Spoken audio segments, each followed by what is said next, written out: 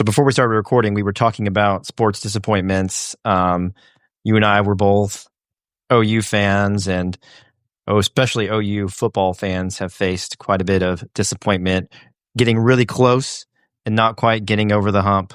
I'm a 49er football fan. Of course, now twice recently, the 49ers have made it to the Super Bowl only to lose to the Chiefs. But tell me, Brandon, is it just better as a Cowboys fan, just not even getting close? You know what? I will say, like, it's been painful to be a Cowboys fan since, about 1996 or so. But I suppose for you, getting to the Super Bowl and losing is probably more painful than just expecting a first round exit every season, because you kind of just get, immune to it as a Cowboys fan. So well done, you. You got me, John.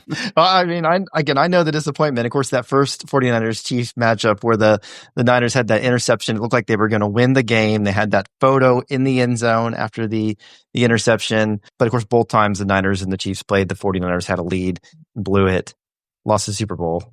Very much pain. Yeah. As a Cowboys fan, winning 12 games, going 12-5 for several seasons in a row. And, being done before round 2, also painful, but probably doesn't cut quite as deep as the Super Bowl losses. So, again, you win.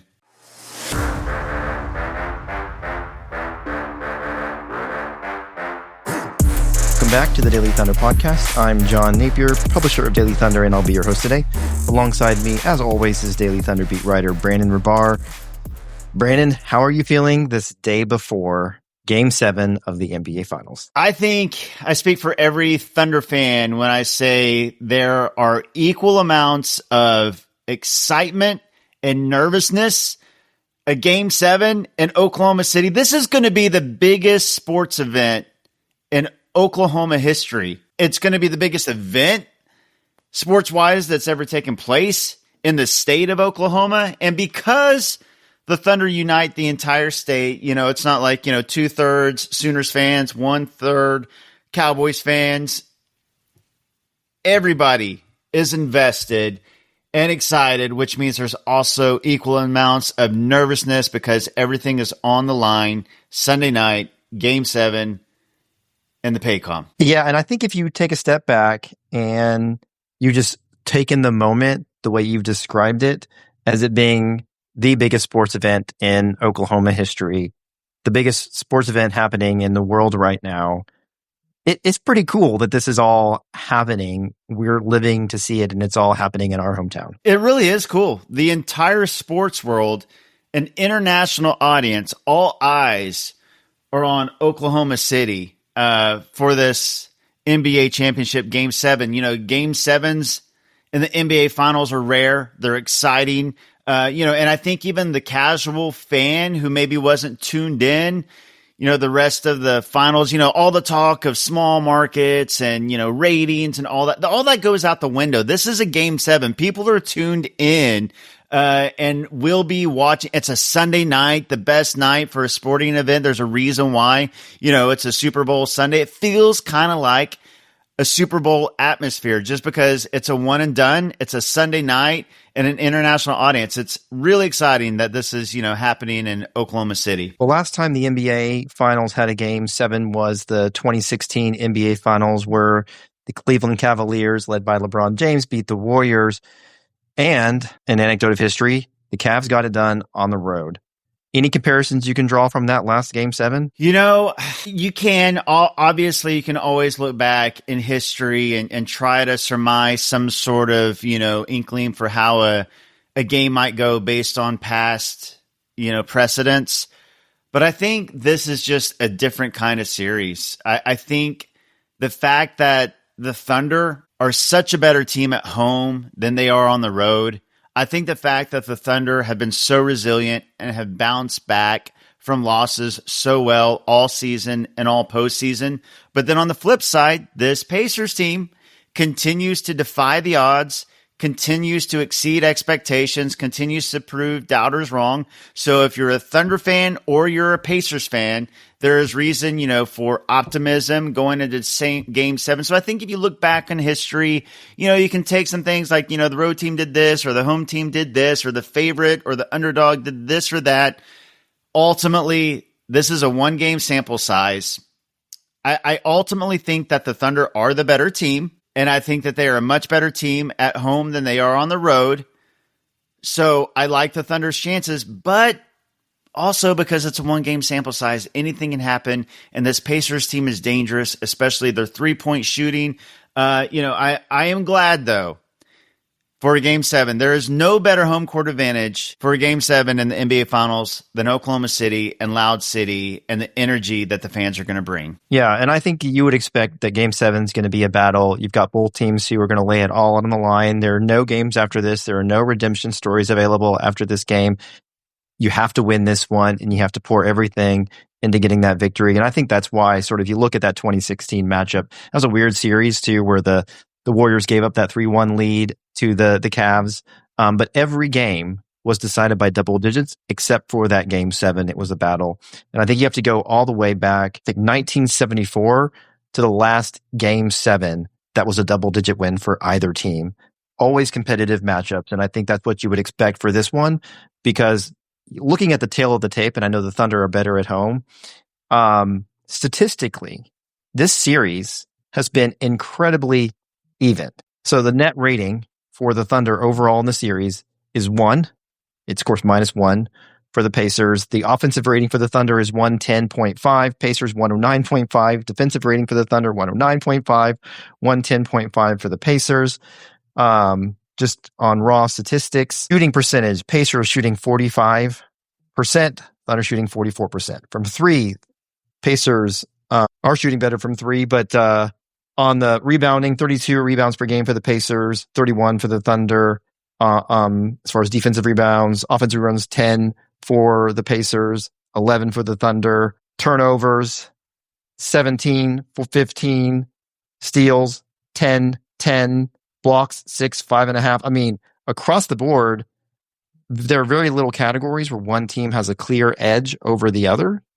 And I guess it's fitting that we have a Game 7 with the teams that are so evenly matched up. Yeah, they are completely evenly matched up in this NBA Finals. And if you look at the postseason run, that the Pacers have been on, they've been a dominant team. And if you go back to January 1st, 2025, these are the 2 best teams in the NBA by record. And they've obviously been the 2 best teams throughout the playoffs. It's just kind of like the first part of the season kind of skews things for the Pacers and makes them seem maybe not as formidable as they actually are. They had like Nembhard and Nesmith were injured. They weren't fully healthy.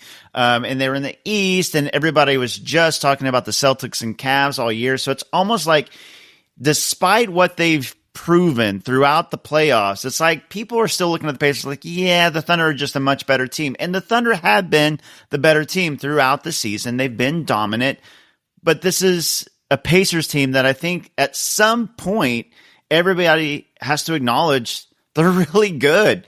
They're very, very good. I don't think they're a typical 50-win team. And I think going into the playoffs, everybody's like, great offense, but you can take advantage of their defense. But between what Carlisle has done with his defense and how this team has ratcheted up the energy and effort on defense in the playoffs, you just can't look at them anymore like, oh, they're a 4 seed. They're just a 50-win team. The Thunder should roll them. I think the Thunder are the better team. But this is one game, and they have been evenly matched. So I think it's fitting that this is going to Game 7, seeing as how the rest of the series played out. The Thunder lost one they felt like they should have won in Game 1. The Pacers lost one that they felt like they should have won in Game 4. So when you look at it, it feels even, and it's coming down to one game. But thankfully, that one game is in Oklahoma City. So if you're looking for like any sort of tiebreaker or edge when a series is so even, this is why you win 68 games and work so hard in the regular season to have that tiebreaker of home court advantage. Yeah, and that's what Mark Daigneault said. I mean, that's what you earn by having the best record in the NBA, is that chance to close out a series at Game 7 at home, and it's exactly what the Thunder achieved this year. But to the point, and we've talked about this in the last couple of podcasts, about how much credit should really go to the Pacers. And I've seen this on social media and sort of the fan reaction here about, if the Thunder don't win, this will be such a disappointment because historically, they're one of the best teams of all time. Statistically, net rating, margin of victory, etc. But at the same time, they are playing in a really, really good team. And while I'm with you that being at home is an edge, and that the Thunder have been the more consistent team throughout the season, are probably the better team on paper, if you ignore kind of the expectations coming in and just look at the series for what it is, you wouldn't just say, oh, of course the Thunder should have won this in 5 games and anything else is a disappointment. The fact that we got here, it's a 3-3 tie, and if the Thunder win this one, I think it's a great achievement because the Pacers are legitimately good. They've earned their place here. They've played as as good as any finals team like you would expect in this situation. And if the Thunder don't pull it off, I don't think that's anything to be embarrassed about or be upset about. They played a really great team and unfortunately came up a little bit short. Yeah, I agree. Ask the 64-win Cavs how good this Pacers team is. And I know the Cavs had a couple of injuries in that playoff series, but even when they had all their guys in that playoff series for a couple of games, the Pacers took it to them. Ask the Knicks, who beat the formidable champion Celtics, how good this Pacers team is. This Pacers team beat a fully healthy Knicks that had home court advantage in dominating fashion. This Pacers team is legit, and this Thunder team is still really young. I don't want to, but if we're talking about full context here, as far as like disappointment and expectations and how good one team is versus another and all those things. And if the Thunder weren't to win, is this some sort of, huge disappointment and judgment call on this roster of this team or anything like that? This is still an incredibly young team that is so far ahead of the schedule, that is facing a Pacers team that has been really, really good since January 1st and has been really, really good in the playoffs. So this isn't some, fluky thing that the Pacers are on just some ridiculous fluke run. That's a good Pacers team. Yeah, and I think they demonstrated that in Game 6. So let's start with Game 6, do a little bit of analysis there before we really dive in to Game 7 and what's at stake there. First quarter, I think, was what I expected. The Pacers came out with a lot of energy, with a lot of force. They were a little maybe overly energetic to start, and they were missing a lot of baskets. But once they settled in, they started scoring. They came back. They took the lead, but the Thunder stayed right with it. They had an answer, and it was just a 3-point game after the first quarter. And then the Thunder pulled within 1 at 34-33, and everything just unraveled from that point. What went wrong for the Thunder after they got within 1 point? Turnovers.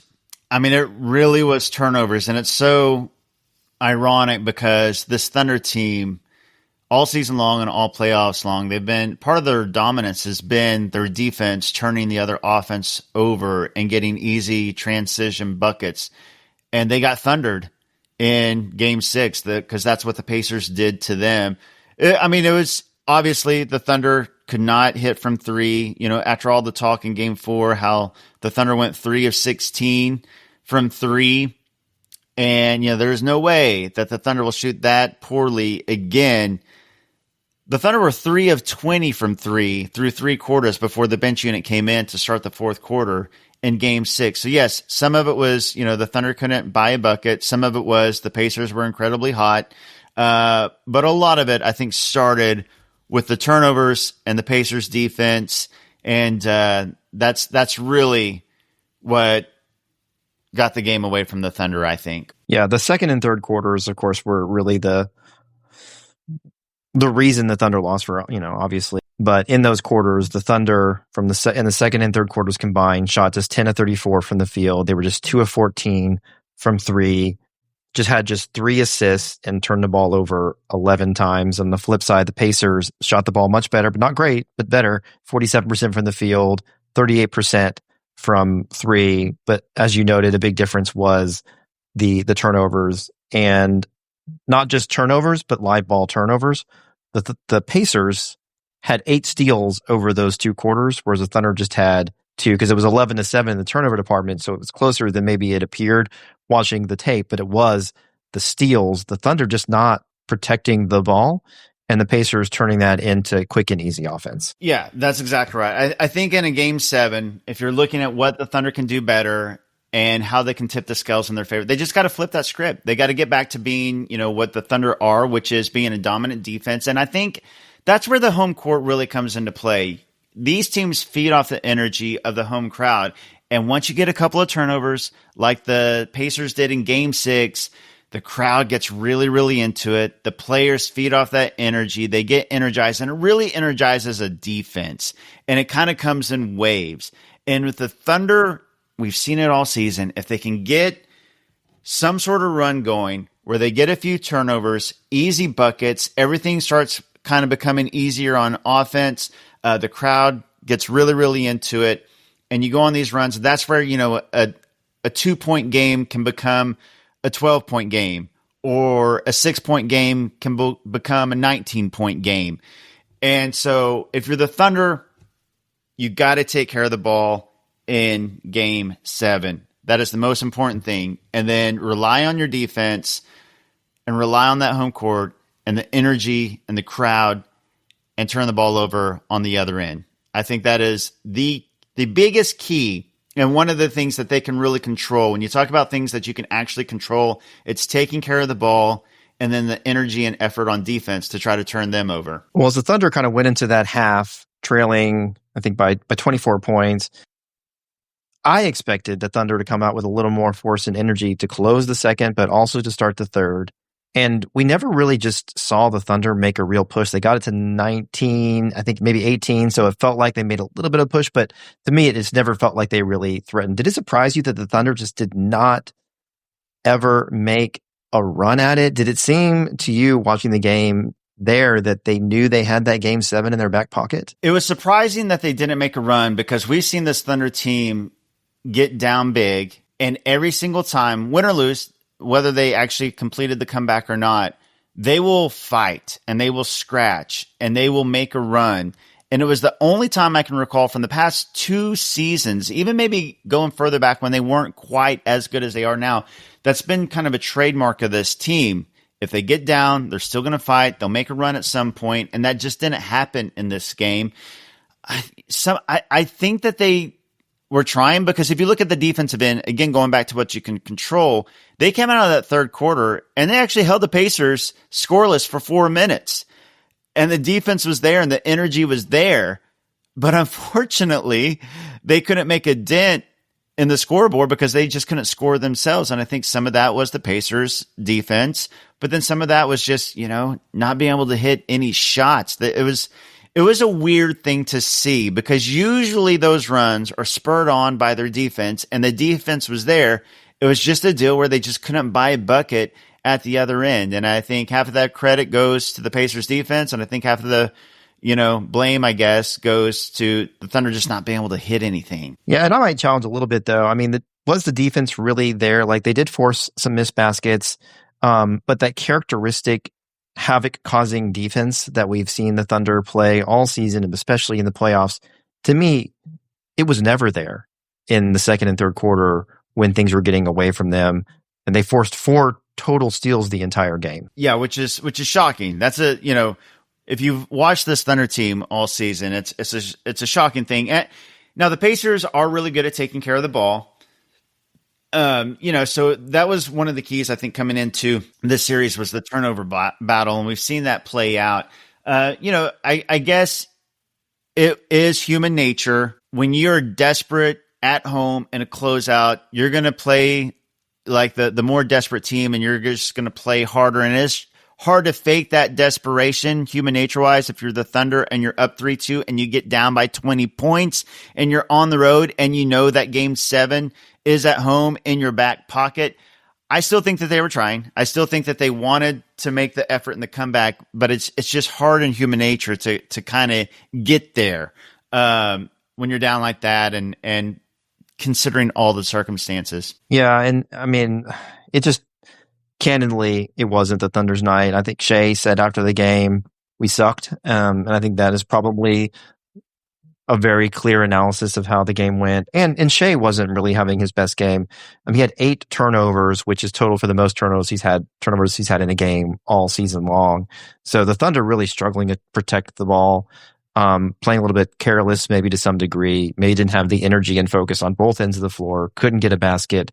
Things snowballed really, really quickly. And just for some reason, just mentally never really got themselves in a mindset where they felt like they would come back. That's just how it looked to me watching the game. Yeah, I would agree. I personally wouldn't doubt like the mindset, like I think that they still wanted it. I don't think that they were just because we've seen this team so many times and they just never, just given up or not tried. So I don't think it was a conscious, like not trying. I just think it's like that human nature thing. Like when you get down, you're on the road, you have a game 7 at home, and that crowd is super into it and the other team is desperate. I think it just played out in the fashion that it played out. And it wasn't their night. They just couldn't buy a bucket. And the Pacers, they shot really well. They played really well. They played really hard. So yeah, it's just hard because I know this Thunder team. I've seen them so many times come back and fight back. It just was not their night. Just overall, I think that Shea summed it up pretty well. Yeah. Well, and we'll go back to the Timberwolves series where the Thunder lost by 40 points to the Timberwolves in game 3. And I think we had talked in the podcast about, what should be the Thunder's mentality on that one? Do you just flush it and try not to focus and dwell on that game? Or do you dial into the tape, identify everything that went wrong, and obsess over never letting that happen again? I might have a different opinion now looking at game 7, though, because of where we are. There were less games ahead. There's less a series ahead that you really do just need to flush that one and say, we're a better team at home. That wasn't our night. Our night is Sunday night. Yeah, I agree.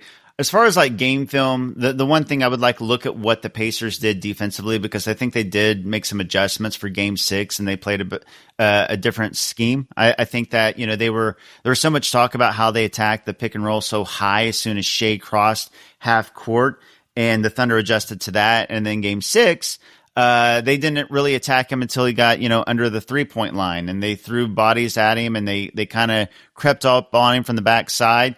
I tweeted out that somebody on Thunder needs to yell wolf at him, like in pickup, to let him know that somebody from his blind side is sneaking up on him. That caused some of the turnovers.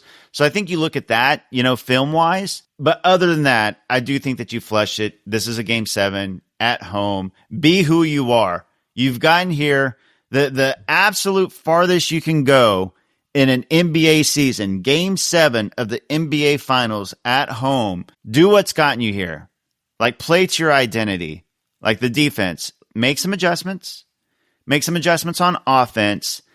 But rely on the formula, which has been Shea and Dub going to get buckets. The defense, the energy, the effort, the hustle, cause turnovers, score in transition, take care of the ball, and then, hopefully a few or all of Chet, Dort, Caruso, Wiggins, Joe, Hartenstein, those guys provide enough, secondary scoring outside of Shea and J-Dub.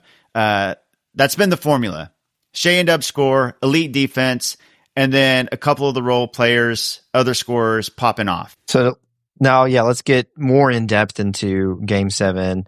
You already highlighted the fact that Thunder will be at home. They're a different team at home. And in these finals, they're a wildly different team at home on the offensive side of the ball. So defensive rating, both at home and on the road, the Thunder have been sort of consistent there, about a 109-ish defensive rating. But at home, they have an offensive rating of 118.1, whereas on the road, they have an offensive rating of just 103. So a 15-point swing offensively on rating for the Thunder at home versus on the road. So if the Thunder play to the way they've played at home all playoffs long, and especially during these finals, that certainly gives the Thunder a pretty big edge. Why do you think the Thunder are so much better at home offensively? I mean, it's a cliche to say that role players shoot better at home, but it's true. And there's been no better example of this than the Thunder in these finals. Look at the splits, road versus home shooting. It's nuts. Shea said in practice today, you're just more comfortable at home. You're sleeping in your own bed. You're practicing, at your home facility. You had the same meals. You go through your routine. You're just more comfortable at home. Then, of course, the energy of the crowd feeding off that energy. They're rooting for you instead of, rooting against you. It's all those things. Some of it obviously psychological and mental. It's just a thing, and it's always been a thing. And so it's obviously played out that way.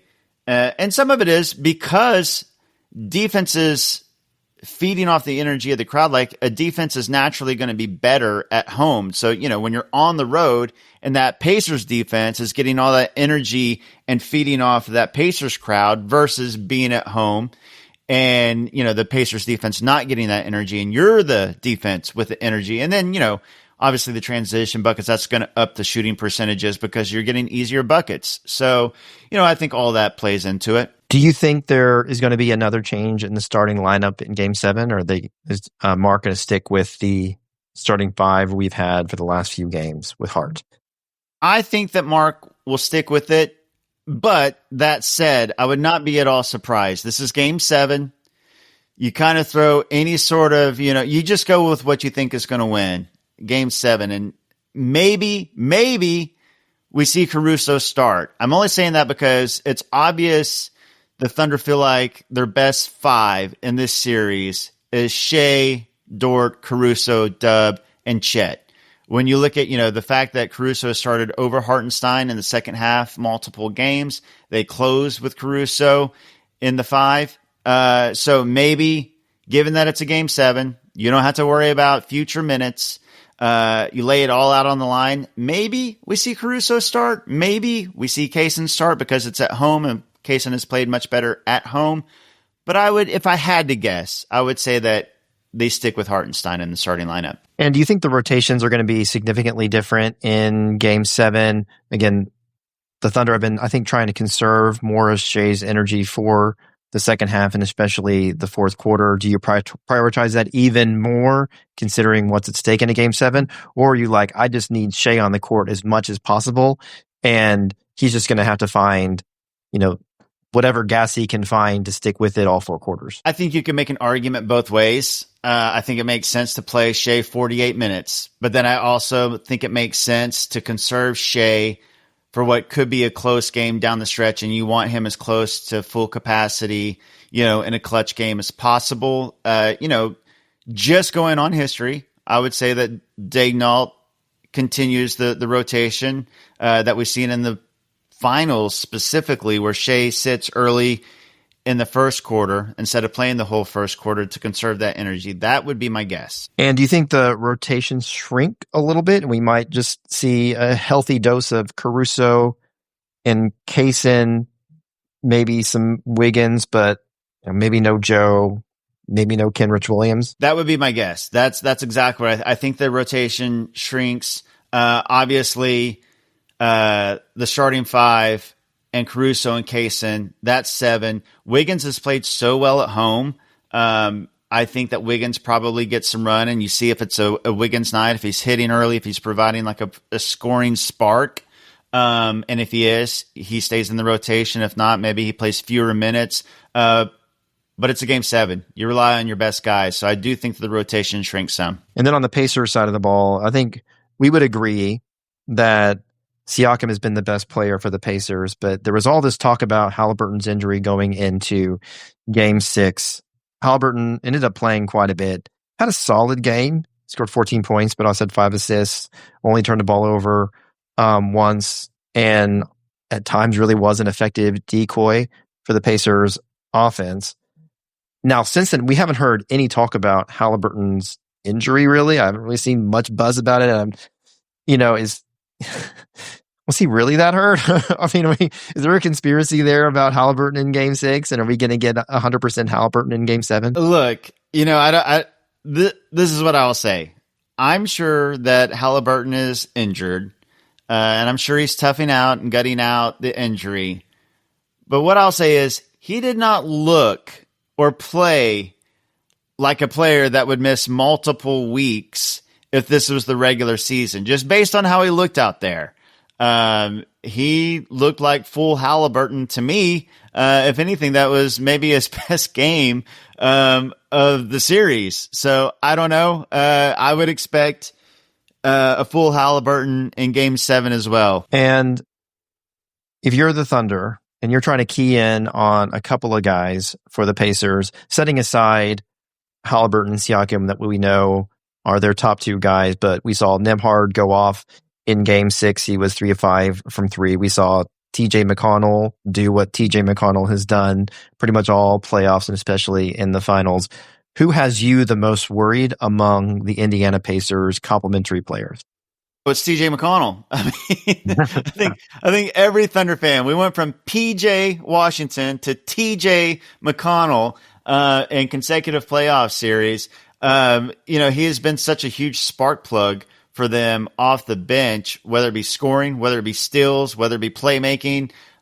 So who knew that the antidote to the historic Thunder defense was going to be like a 6-foot backup point guard for the Pacers, but he has been. So I would say McConnell for sure. He has definitely got to have the Thunder's attention defensively. But I would also say Obi Toppin. He is kind of low key. He's been an X factor in this series because he can get hot, just like he did in Game 6. If you're looking for like guys you have to watch out for that could just all of a sudden go off and hit a bunch of shots, Obi Toppin has, I think, kind of been an underrated guy as far as like who people have been talking about. So those would be the two guys outside of Halliburton and Siakam, I would say. Yeah, makes a lot of sense. And of course, TJ blows minds every time he plays, and the way that he's made an impact on the game. And aside from his 12 points and 6 assists last game, he had 8 rebounds, including an offensive rebound. Like, it's inexcusable that guy's getting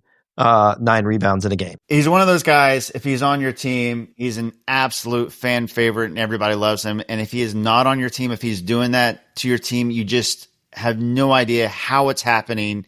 And it is so frustrating to watch him do that to your team because it feels like it shouldn't be happening, and yet it is. So, credit to TJ McConnell, and hopefully, the Thunder are prepared and watching game film on TJ McConnell and focused on him when he comes in. All right, now we'll do the Thunder. Outside of SGA and J-Dub, who's the most important player for the Thunder? I think it's Chet.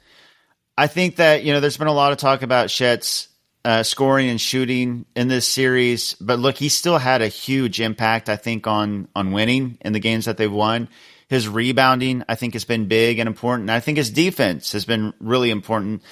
His rim protection, but also his defensive versatility, having a 5 that can go on an island against Halliburton or Nembhard or any of these guards. So I think defensively he still had a big impact, but I think in this Game 7, you hope, that Chet's scoring and shooting, can make an impact as well. And I think if Chet has a good game, if he can get you 15 or 20 efficiently, I think that goes a long, long way for the Thunder. And then also Lou Dort, because Lou Dort's home versus road shooting splits. We've seen Lou be a huge swing factor in games. And, they call him Big Game Lou. He seems to rise to the occasion in big games. So hopefully Lou's hitting because he's going to get the opportunities. Like if the Pacers are scheming towards Shea, we saw it in Game 6. Lou's going to find himself with some open threes. He didn't hit them in Game 6, but at home, his shooting is much, much better, and you hope that those shots go in at home in a Game 7. Yeah, and I'll mention Alex Caruso. He was a catalyst in Game 7 against the Nuggets where he defended Jokic. And if there's anything as a Thunder fan that gives me some comfort going into this pivotal Game 7 is that we get Game 7 Caruso. Yeah, I think that, he would have been the one that I chose next as well, just because he is such a huge X factor and such a, Wiggins has been great in some of these games off the bench, and Kaysen has been great in some of these games. But I think throughout this playoff run, Caruso has been, the biggest X factor for the Thunder off the bench, and he can swing a game as well, both defensively and then if he's hitting his threes, and he's been great in these playoffs. Caruso, he's been there. He's done this. He's won a championship. And, like to kind of calm the ship, you love his vet experience in these moments. All right. Well, let's maybe do some predictions. It makes me nervous to do predictions here in a game 7 with so much on the line here. But, in home closeout games, this playoffs, the Thunder have been incredibly good. They won that game 7 against the Nuggets by 32 points. Then they turned around in game 5 against the Wolves and won that by 30. So with an opportunity to close out their opponent at home in the 2 other sample sizes that we have, the Thunder have been incredibly dominant. So, of the options, Thunder blowout, Thunder win close game, Pacers win close game, Pacers blowout. What do you think is the most likely possibility? I mean, I hope for the Thunder blowout for the sake of every Thunder fan and their heart palpitations. You hope for Thunder blowout, but this is a game 7. And at this point, like doubting the Pacers, ability to be competitive and to bring it, it's tough to do that. And if you look at the history of game 7s and how close and competitive they are, if I had to say, I would say the most likely would be Thunder in a close one. Whew. Yeah, that's I wouldn't be predicting a blowout either way. There's too much at stake for both teams to not come out and compete at 100% in this one. This one I would expect to go down to the wire. And I just can't imagine what the atmosphere is going to be like in a single possession game in the fourth quarter and the Paycom Center. I'm getting nervous just thinking about it. This is, Shea said, I thought his post game quote was great, and I used it in the Daily Thunder Journal that I did to recap Game 6, where I'm paraphrasing, but he basically said, it's a Game 7. It's one game for everything you've ever dreamed of. If you win, you get everything. If you lose, you get nothing. And, I said, and I stand by this, if the Thunder lose, it's by far the most heartbreaking loss in Thunder history, replacing the 2016 Western Conference Finals Game 6, I think clearly. And if the Thunder win, it is the greatest moment in not only Thunder history, but in Oklahoma sports history. So, hey, no biggie, no pressure. Yeah, no pressure. But I'm going to go into Game 7 believing, optimistic, and hopeful, because this team has kind of earned that in my mind. They've been resilient all season long.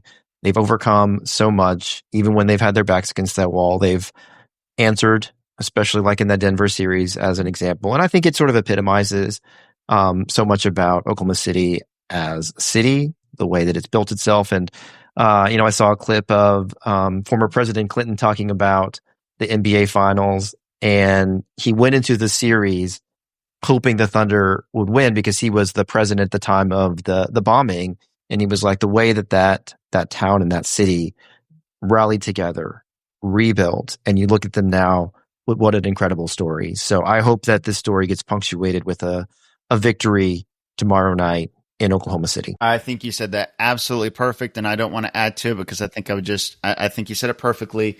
The resilience of this city, the resilience of this team, I think that I think it would be a perfect poetic way, if they were to win the state's first professional title championship, up against it in a Game 7, everything on the line.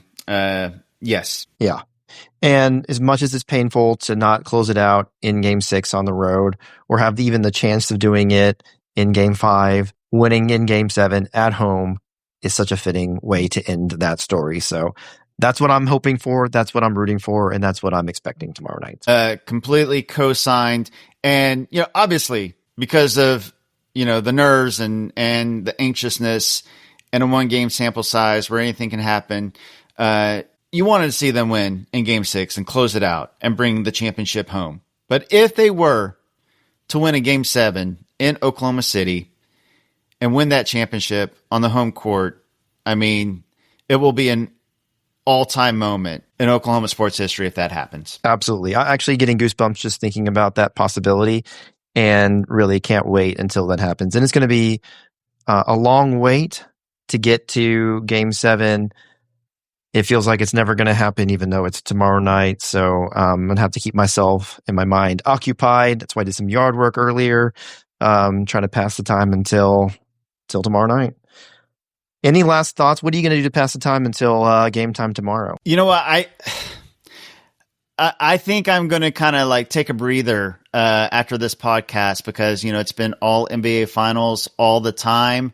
And just to get my mind off of it and to get my mind off of game 7, I'm going to try to maybe watch some Netflix, maybe watch a movie, maybe go outside and I don't know. What do people do outside? Do something. In Oklahoma in the summer, I don't know. Yeah, I don't know either. Maybe I'll just stay inside, but probably just try to get my mind off. And because if you think about it too much, there's all this excitement, there's all this nervousness, and I think that's kind of every Thunder fan. So maybe try to sleep as much as possible. I don't know. I think everybody's just ready to see what's going to happen. But we can't press the fast forward button. So maybe catch up on your shows. It's a great call. Well, that's all the time we have for today. But the last thing I'll implore every Thunder fan to do is just sort of take a little mental health break, get your mind right for game 7. But let's go into it expecting the best, believing in this team, because I think they earned that. And thanks for tuning in to the Daily Thunder podcast. I'm John Napier. He's Brandon Rahbar, Daily Thunder beat writer. If you enjoyed the show, please make sure to subscribe to the Daily Thunder podcast wherever you get your podcasts. And if you like what you hear, do us a favor and leave us a rating and review wherever you get your podcasts. And we will be back in your feed soon to recap Game 7, win or lose, and talk about this historic season for the Thunder.